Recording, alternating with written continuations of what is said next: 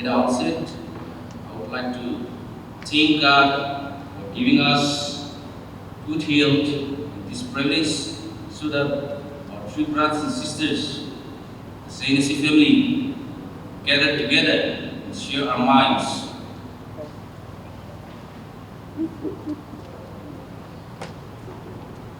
The power of possibilities is about impressing the potential for growth and transformation that exists within each of us.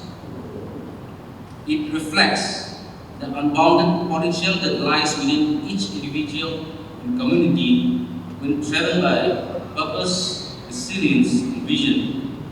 It challenges us to look beyond limitation and to embrace the mindset that change, growth, and progress are always within reach, no matter the odds.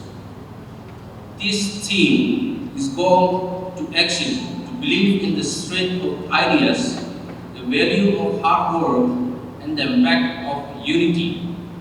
It is an encouragement to young minds to explore their capabilities, break through barriers, and turn dreams into tangible outcomes, rooted in hope and determination. Power of possibilities speak not only to personal achievement but also to collective empowerment. Once a wise man said, "You are not scared of losing. You are scared of people watching you lose. You are not scared of trying. You are scared of people watching you try. You are not scared to start with nothing. You are scared of people watching you start with nothing." But the truth is, no one is watching us closely as you think. And even if they are, their opinions are not protection of the future, just reflection of your own insecurities. So feel, learn quicker, and move forward. Their judgment doesn't define you unless you let it. So let the power of possibilities, our team, inspire the CNSA community to raise above challenges, reimagine the future, and lead the purpose, proving that with belief in effort, even the most ambitious goals are possible. Once again, I wish all of you a wonderful stay and a very successful conference. Thank you once again. May God bless CNSA. Thank you and God bless. I'm very happy and privileged to stand here and see a word about the introduction of our CNSA. Well, just to begin, before 2010, it was not LOTA, but it was Kyung Student Union who have organized a cultural similarities and exchange program in Ukha, where they invited the student conference. SKK, the LOTA was there, Kyung was there, and the Ringmai Student Union. We had a good time there, exchanging our cultural similarities there in Ukha. In there, the program participants have given us an idea of how about coming out with the coordination committee basing on the cultural similarities. That's how the young minds were provoked, and it has. The members have deliberated for years with so many hurdles, and the members have decided to form a name SAR, where it is called as Sema, Ao, Ringa, and Kyung. And the first conference was held in Mami, where so many participants have come, and we really had a good time. That's how the CNSA was started. And after years, I was also involved, so there were so many ups and downs. Once a time, we have to shift our conference hall from one place to another because of some problem, which is very obvious those days. And so many government officials and so many of our leaders could not come and attend our SARC conference because there were some reasons based on them. Maybe the forming of these four tribes coming together was a threat to some society. But in fact, the SARC was formed in order to have a coordination between the students and also to work for the general upliftment of our Naga society. That was the intention, and so far it has shown the existence by such kind of activities even today also. Now, the main basic reasons for forming this CNSA is because we have cultural similarities, as well as to protect and promote our interests in the interests of our Nagas. When we look into this stage, we, the youngsters, are influenced by different kind of cultural activities like Southeast Asian countries like Japan, Korea, everything. But mind you, the Nagas are famous because the cultural and tradition are still intact. That's why people come and try to learn from us. If we try to learn the cultural and tradition of others, we will be second person. But if we carry on our forefathers, the practices that we have about this tradition, culture, then we are the first person. And we will have a distinct identity where the future lies. So tonight I would request and encourage our students to preserve the culture and tradition which has been passing on from our forefathers till today. And I hope this legacy will carry on with our younger generation also. Now, the forming of this CNSA is to have a better coordination among the three tribes. Sema, Ao, Lota, and Sema. SKK, LSU, and AKM. Sometimes, I'm very sorry to tell you, but sometimes we used to find some differences among these three student bodies. Moreover, even in the greater platform, where there is an NSF activities going on, when there is a contest between the president for the NSF, I used to see contestants from Sumi in Ao or Kyung, Lota, and Ao like that. Why don't we have and preserve the tradition which we had before? Not only us, but why don't these three major tribes come together and give space to other tribes and give space to other people who are less privileged, even in the leadership. Sometimes it is good to sit backside and watch what is going on instead of taking the forefront. The three tribes cannot take the forefront every time. So I would encourage the student leaders that there should be a better coordination and we should help and understand each other to create a better society, even in days to come. There are so many societies mushrooming in our state. That is the talk of the day. The government is concerned. The government is concerned of mushrooming of so many societies and civil societies. However, there are some societies which have been started just for a purpose and it has ended. But our three coordination committee, this CNSA, not the CNSA, has been started with a greater objective and it has been continuing till today. Now what I want to tell our student friends is that the civil societies which are not relevant today in this society will vanish. It will even affect the functioning of CNSA if the CNSA doesn't function in relevance to our society.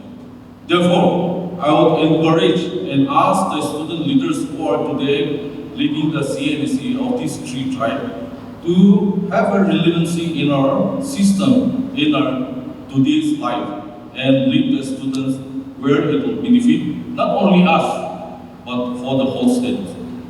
We are in a confused state now. there are so many civil society organizations. We don't have an apex body of a parent body also. Luckily, the NSF Naga Federation is intact.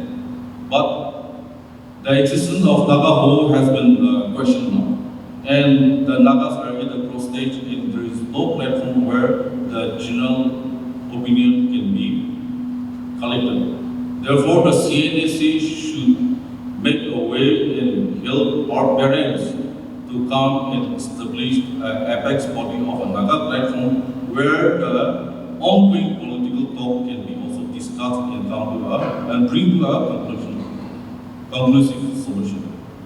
So I would also like to give this burden to our young student friends. Well, we have a very hot topic going on now, the reservation quota, which has been started not only in 2003, but it was started in 2016 by the 5-tribe coordination committee. We're lucky to have one of our office members from that committee here also amongst us. The student body has been fighting for this reservation quota for quite a long time, but the government has assured us to look into the matter, but until the census is done, they have requested us to wait for some time. However, the apex body of 5 tribes have come together and decided to take up this issue again. Whether the census will go or not, we have to take up this issue. That's what the tribal hovers have started. In 2023, the tribal hover has come together and form a committee where the committee has studied for 2-3 years about the discrepancies and the benefit and the advantages of this reservation committee. Just before yesterday, we had a meeting with the state government headed by our Deputy CM, Honorable Deputy CM, and the talks has been agreed upon for a few days. Now, I would like to give a clarification through this stage that in yesterday's paper, it has wrote that the 5 tribes seems to be satisfied with setting up of commission instead of a committee. But the setting up of commission in the committee, we have clearly stated in our meeting also, is secondary to us. Whether the government want to set up a committee, it is up to them, or whether they want to set up a commission, it is up to them. But our suggestion is to have an independent commission to review this policy. But what we have asked to the government is within these 15 days, we have seek for 2 demands. That is for strapping up of this reservation quota. If the state government finds it difficult to strap this reservation quota, we have asked them to give the remaining quota to particularly only to 5 tribes, not mixed up with other tribes. So that is the demand which we have put forward to the government, and we have requested the government to study this matter and give us a reply within these 15 days.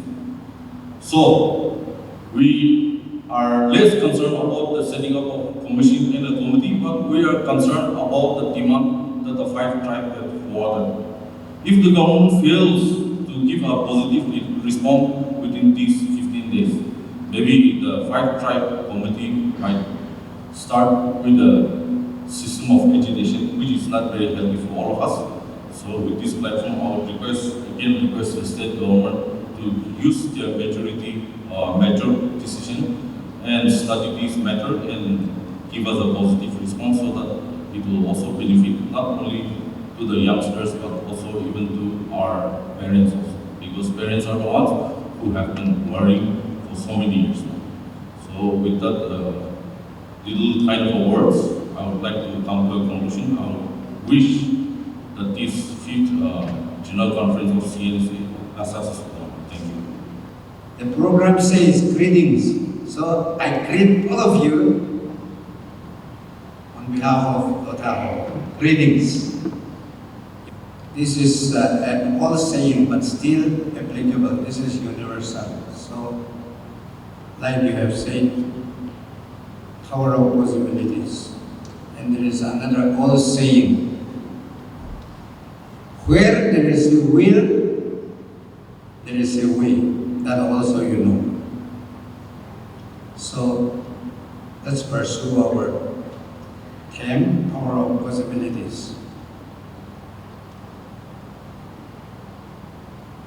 Nagaland is, according to my experience of more than 70 years, it's a second paradise on earth. Other regions like Japan used to have frequent earthquakes, volcanoes, floods, hurricanes, tsunami, all those. Nagaland hardly has any such calamity. Sometimes we used to experience mild earthquakes. So we're blessed with a very peaceful, abundant, beautiful Nagaland. And one more reminder, that is from George Moore. I used to remind my young friends with this. He was an Irish poet, writer. He said, a man travels throughout the whole world and he finally comes back home to find what he likes. So that is from George Moore, but relevant for all of us. Now I want to question, if that is the case, why do our young, say, people, not only from Nagaland, but from Northeast, are so crazy to go out of Nagaland? They go to Delhi, they go to Bangalore, Chennai, Calcutta, in search of jobs. Are they really finding their jobs? The job they want, they're searching for. Instead, many of them are getting caught, getting arrested. You all know, like example in Chandigarh, Gujarat. Why not? We make our beautiful God's given state better instead of going up. Recently, Government of India has brought up a report on literacy, state-wise literacy. It was published just last month, May. Kerala used to be the #1 leader in literacy. That has changed now. Mizoram has become the most literate state in India, followed by Lakshadweep. Then Nagaland comes third. Nagaland is third, then only comes Kerala, like that. My point is, since we have done so well in education, to get government job will be very difficult. Very less chance to get government job. So we need to go for entrepreneurship. Like you have said, value of hard work. We Naga, young Naga especially, we are crazy about finding the so-called white-collar job. I think we have to change our attitude. So we should go for entrepreneurship. One example, when I was young like you, I had some work at Woka, carpentry work. The mystery was Manipuri. The carpenter was a Manipuri. Then I came down to Dimapur.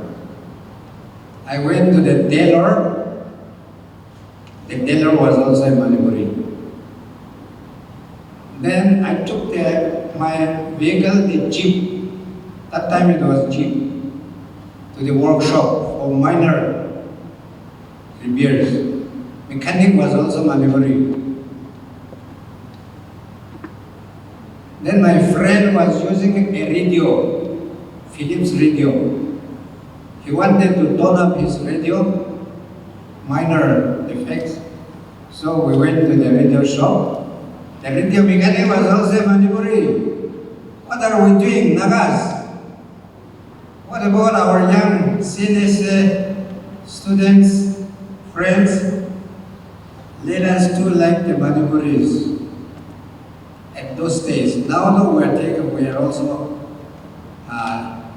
taking up, and it is good, a good sign. Yes, we find many of our Naga entrepreneurs coming up in Dimapur and other towns like Moatoshi, like that. That's encouraging. So let's CNSA make Nagaland great.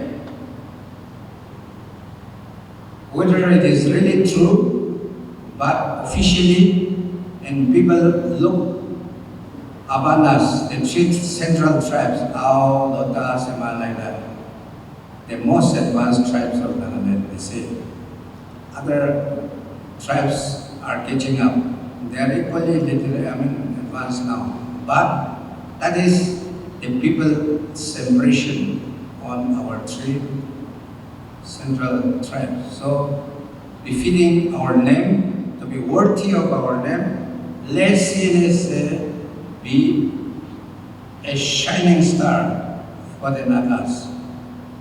The Lotao wishes the very best to the Central Nagaland Students Association.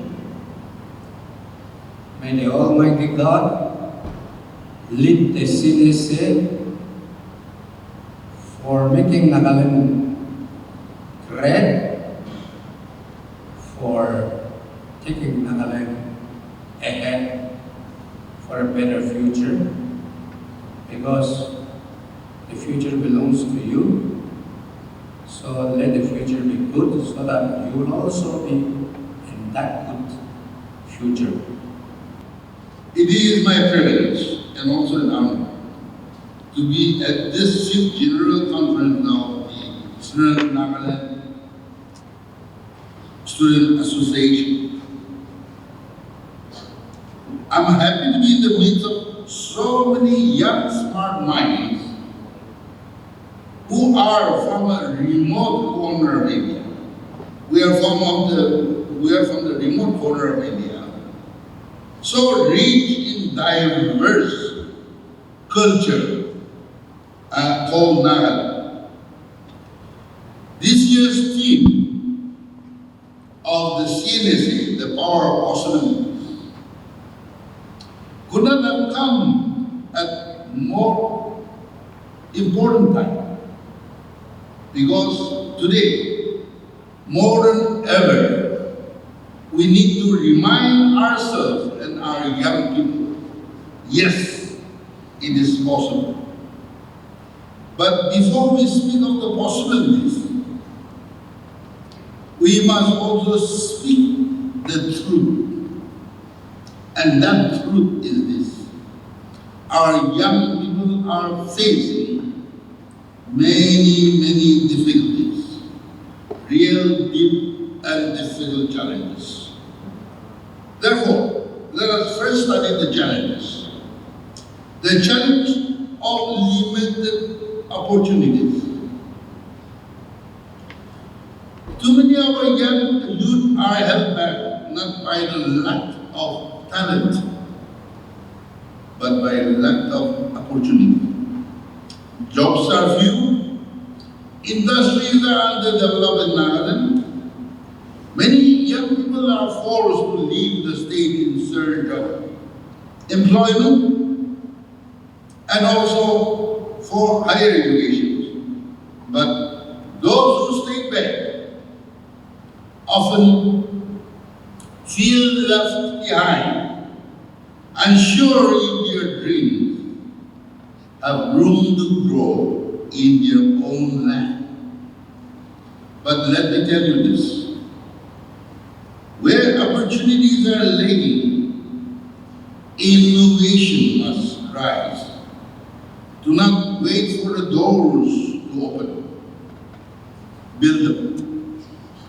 Start small, start local, but start strong. Your passion can become your purpose. The second, the challenge of identity and voice. In a place as beautiful, diverse as Nagaland, it is easy to feel lost between the tradition and modernity. Some of our young people struggle with identity, how to stay rooted in the tribal heritage while reaching out to a global future. Many feel their voices go unheard in the larger national conversation. But here's the truth, your voice matters. Your culture is not weakness, but rather it is your strength. The world doesn't need you to become somebody else, someone else.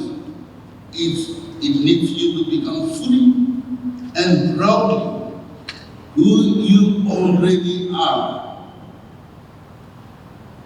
Coming back to another challenge, the challenge of addiction and mental health. Let us not ignore a serious crisis brewing up in our society. That is substance abuse and mental health struggles are a growing threat to our youth. Many suffer in silence because of family pressure, peer pressure, isolation and hopelessness with no one to talk to. Let me say this with all my heart. You are not alone. You are not weak for struggle. You are brave for continuing. We need a community that listens, supports and leads, not one that judges.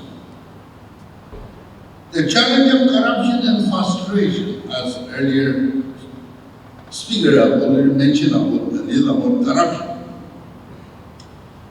Too often our young people see corruption in politics, in public services, even in opportunities that should be feared.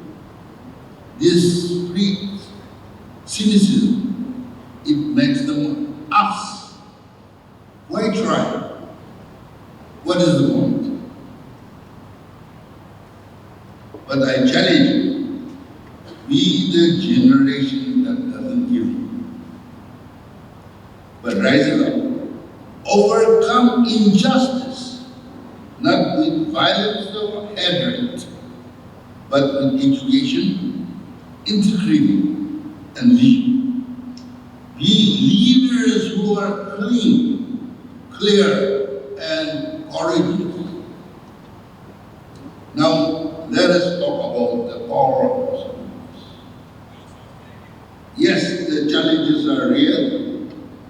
So is the power to circumvent those challenges lies within each of you. The power to create even when the resources are few. The power to dream even when the world tells you to settle. The power to rise when everything seems pitted against you. Let us remember our former president of India, APJ Abdul Kalam. He hails from a small fishing village and become the president of India. And recently, that much talk about the Agni missile. is the production, what you call it, yes, the production of this agreement is credited to him. Our neighbor Mexico, a small state like Manipur, became a global champion. Then why not someone on an unexpected corner of Nagaland? It is possible.